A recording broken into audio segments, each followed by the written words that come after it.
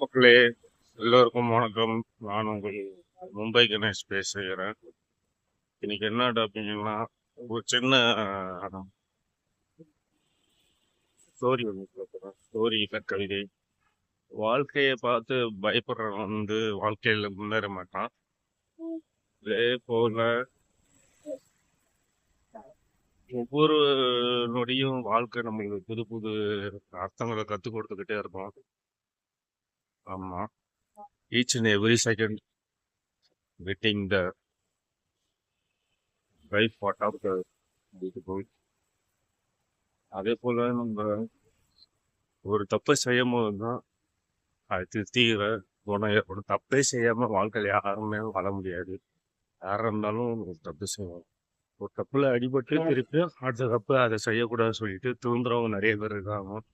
அந்த உலகத்துல இருக்கிற எல்லாரும் அந்த மாதிரி தான் தப்பு செஞ்சு அதுக்கப்புறம் தப்பை இப்போ சரியா தப்பு செஞ்சு தப்புல இருந்து திருந்தி வாழ்றவங்க நிறைய பேர் இருக்காங்க. உங்களுக்கு பிடிச்சிருந்தா லைக் பண்ணுங்க, சப்ஸ்கிரிப்ஷன் பண்ணுங்க, கமெண்ட் பண்ணுங்க, ஷேர். பாய்.